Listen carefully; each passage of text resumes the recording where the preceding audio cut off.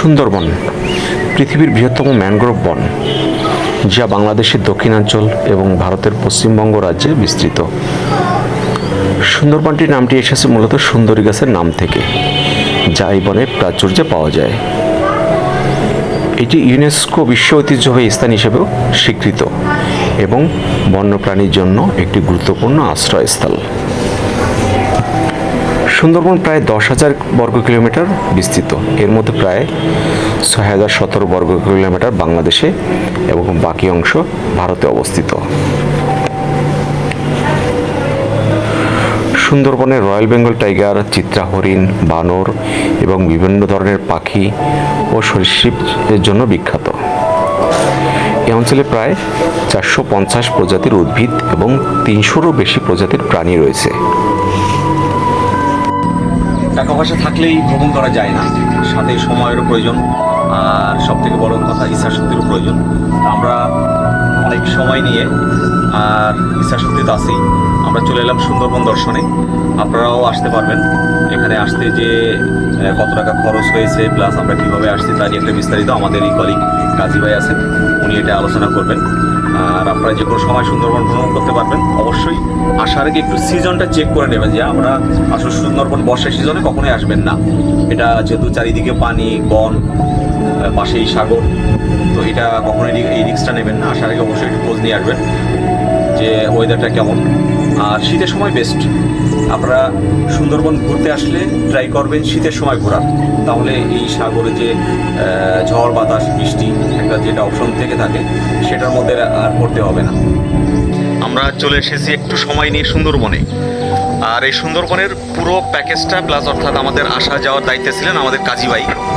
তো একটু পরে উনি আমাদের সম্পূর্ণ এই প্যাকেজ সম্পর্কে বিস্তারিত আলোচনা করবেন। আপনাদের এটা অনেক কাজে লাগবে যদি আপনারা এখানে আসতে চান। আর একটু আমি জাস্ট আমরা এখানে একটা টাওয়ারে উঠেছি, টাওয়ারে একটু ঘুরে ঘুরে দেখাচ্ছি আমি উপর থেকে সুন্দরবনটা কেমন দেখা যায়। এটা হচ্ছে ডলফিন টাওয়ার। আমরা এসেছি, এই জায়গাটার নাম কি কাজী ভাই? আন্দারমানিক। আমরা চলে যাচ্ছি কাজী ভাই এবং আমাদের মোরাদ ভাইয়ের সঙ্গে, দুইজনের সার্বিক সহযোগিতায় আমরা এই জায়গাটা আসতে পারছি। তো কাজী ভাই আমাদের যদি একটু বলতেন যে আমাদের এই প্যাকেজে কত খরচ হয়েছে, আমরা কিভাবে আসছি, লঞ্চ ঠিক করলাম। ধন্যবাদ। আমরা আজকে আসছি মংলা থেকে, মংলা ঘাট থেকে গহীন সুন্দরবনের ভিতরে আসছি। আমাদের যে স্পট হচ্ছে আন্দারমানিক। মংলা থেকে যদি সহজে কেউ সুন্দরবন আসতে চায়, যেটা হয় নর্মালি সবাই করমজল আসে, করমজলের মংলা ঘাট থেকে করমজল আসার যে সময় 40 থেকে ম্যাক্সিমাম 40 মিনিট আমার দেখা, এবং 25 থেকে 40 মিনিট ভিতরে কাবার কারখানা জোয়ার এবং বাটার সম্পর্ক আছে সেখানে। আর আমরা যেখানে আসছি এটা হচ্ছে আন্দারমানিক, এটা গহীন সুন্দরবনের ভিতরে। এটা হাড়বাড়িয়া একটা স্পট আছে, হাড়বাড়িয়া স্পট এবং আন্দারমানিক দুইটা একটু পাশাপাশি না, দুই পাশে দুইটাই সুন্দরবনের যে নদীটা আছে, নদীর দুই পাশে দুইটা দূর আছে অবশ্যই। আন্দারমানিকটা একটু ভিতরে, হাড়বাড়িয়া থেকেও বলা যায় একটু একদিনের ট্যুরের জন্য এটাই ভিতরে যাওয়ার সুযোগ হয় না। একদিনের ট্যুরের জন্য আন্দারমানিক স্পটটাই মানে একটু বেশি গহীনে হয় মোটামুটি। আমরা আসার পথটা অনেক সুন্দর ছিল, মেনলি যে নদী পথে অনেকগুলো শাখা নদী, অনেকগুলো চ্যানেল। আমরা একটা চ্যানেলের ভিতর দিয়ে হাড়বাড়িয়া রোড আসছি, আর ভিতরে অনেকগুলো চ্যানেল, সব মিলিয়ে যে রুটটা আছে আন্দারমানিক আসার রুটটা আসলে দেখার মতো, খুব দর্শনীয়। সুন্দরবনের যে ফিল, আঁকা বাঁকা নদী, তারপরে ভিতর দিয়ে আমরা যে একটা ফিল, সেই জিনিসটা আন্দারমানিক আসলে পাইলাম। আর মোংলা ঘাট থেকে যে লঞ্চ ঠিক করলেন, এই লঞ্চের কত ভাড়া নিল এবং এই লঞ্চে ক্যাপাসিটি কতজন? আমরা যে লঞ্চটা নিয়েছি, লঞ্চটার ক্যাপাসিটি 200 থেকে 250 সবসময়, এটা হচ্ছে লঞ্চের লোকদের। কিন্তু আমাদের অবজারভেশন যেটা, সেটা হচ্ছে ম্যাক্সিমাম 150, 150 লোকের জন্য এনাফ। 200 লোক আসা যায়, কিন্তু আমরা আসছি 140 জন। আমরা মংলা স্পট থেকে, মংলা ঘাট থেকে আসলাম। আমাদের লঞ্চটা ভাড়া নিয়েছে 30,000 টাকা। 30,000 টাকা, জি। 30,000 টাকার ভিতরে যে জিনিসটা আছে, যদি আমরা আন্দারমানিক আসতে হয় সেক্ষেত্রে হচ্ছে আন্দারমানিকের স্পটের প্রতিটা টিকিট 46 টাকা করে পার পার্সন, 46 টাকা। হ্যাঁ, তাছাড়া আমরা যে লঞ্চে যেন ভাড়া করে আনি, লঞ্চে যদি লাইসেন্স থাকে সেক্ষেত্রে এখানে কোনো ফি লাগে না, লাইসেন্স থাকলে। এটা লাইসেন্স আলাদা ফি তো আছে, সেটা সিস্টেম আছে, সে অনুযায়ী একটা ফি আলাদা কাটিয়ে দেবে, এই জন্য আলাদা কোনো ফি এর প্রয়োজন নেই। কিন্তু আমরা যে লঞ্চটা এসেছি এটা আমরা জানতাম না, এই লঞ্চটা রেজিস্টার্ড না, দীর্ঘদিন হয়তো চলতেছে। রেজিস্ট্রেশন থাকলে 5,000 টাকা ডিসকাউন্ট পাওয়া যায়। রেজিস্ট্রেশন না থাকার কারণে 5,000 টাকা বেশি দেওয়া লাগছে। এটা মুরাদ ভাই কিছু যদি বলতেন। ধন্যবাদ। মুরাদ ভাইয়ের একটা পরিচয় আছে, মুরাদ ভাইও নর্মালি একটা ইউটিউব চালায়, তো ওনারও ইউটিউব চ্যানেল।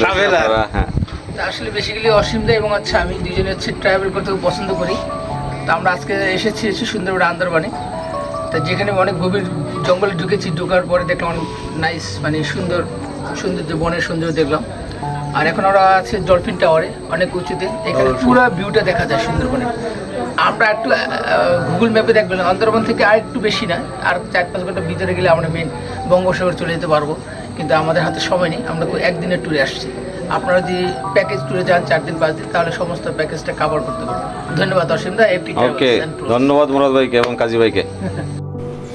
আমরা একদিনের ট্যুর প্যাকেজে শুধু আন্দারমানিক প্ল্যান করেছিলাম, কিন্তু আপনারা একসঙ্গে 2টি স্পটও প্ল্যান করতে পারবেন।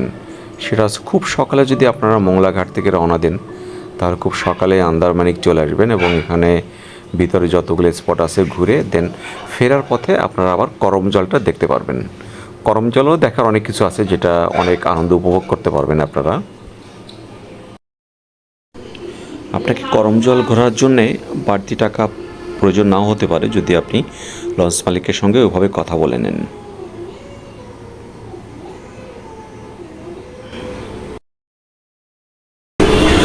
চলে আসলাম একদম সুন্দরবনের ভিতরে, ছোট্ট ব্রিজ দিয়ে আমরা একদম ভিতরেই চলে আসছি। আর চারিদিকে আপনারা দেখতে পাচ্ছেন শুধু বন আর বন, দেখতে পাচ্ছেন চারিদিকে সুন্দরী গাছ অবশ্য, এবং সুন্দরী গাছের যে শ্বাসমূল সেটা আপনারা দেখতে পাচ্ছেন।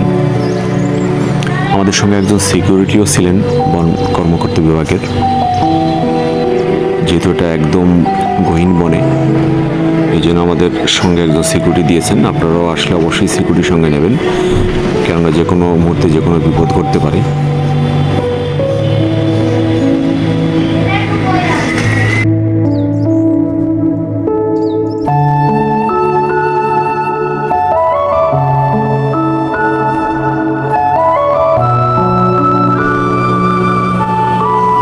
দূর থেকে দেখে মনেই হবে যে সুন্দরবন হয়তো একদম গভীর সমুদ্রে ডুবে গিয়েছে, কিন্তু না, এটা জোয়ার ভাটার খেলা।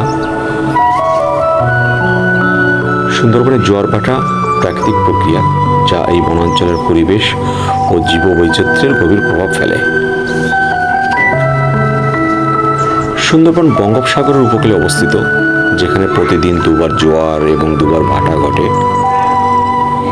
এই জোয়ার ভাটার ফলে সুন্দরবনের বন্যপ্রাণী এবং উদ্ভিদ প্রজাতির জন্য অন্য একটি বস্তুসংস্থান সৃষ্টি হয়েছে।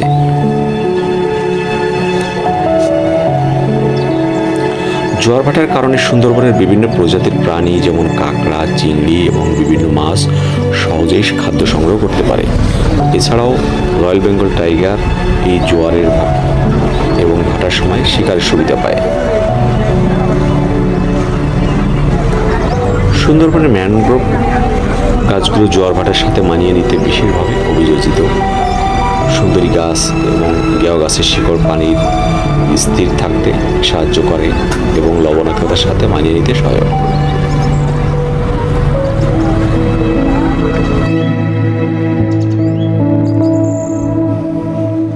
একটু দূর থেকে লক্ষ্য করলে দেখতে পাবেন সাদা একটা দাগ দেখা যাচ্ছে, এটা হচ্ছে পানির দাগ। অর্থাৎ জোয়ারের পর আস্তে আস্তে পানি নামতে শুরু করেছে, আর এই প্রতিদিনের এই জোয়ার ভাটার খেলার কারণেই এই দাগ জমে গেছে অলরেডি। এটা জোয়ারের পরে ভাটার মুহূর্তে পানি আস্তে আস্তে নিচের দিকে নেমে যাচ্ছে, আর সাদা দাগের যে একটা লেয়ার সেটা আস্তে আস্তে ফুটে উঠছে।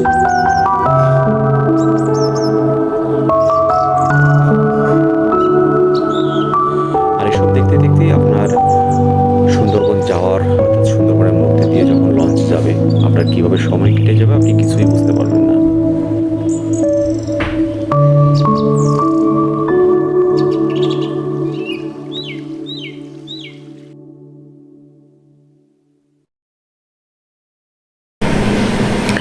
এটা পূর্ণ ভাটার সময় দূর থেকে দেখা যাচ্ছে যে পানির লেয়ারটা সম্পূর্ণ নিচে নেমে গেছে।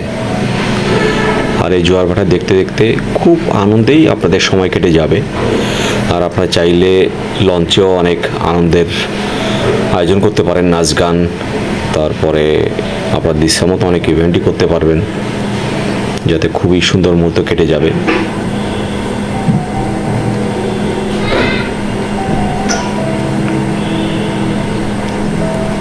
পানির লেয়ার একদমই নিচে নেমে গিয়েছে।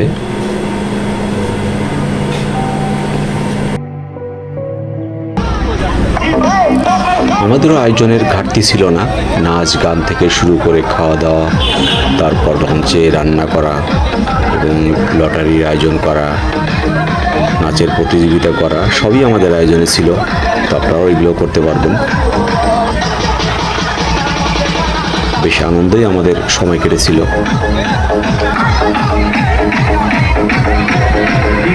এখানে সবাই একসঙ্গে নাচ গান, আনন্দ, খাওয়া দাওয়া সবই করেছি আমরা।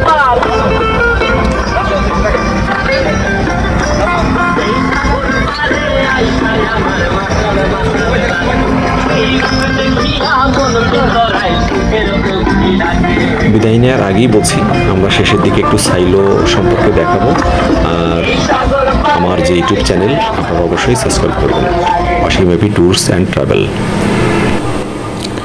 বাংলাদেশের দক্ষিণাঞ্চলের একটি গুরুত্বপূর্ণ খাদ্য সংরক্ষণাগার,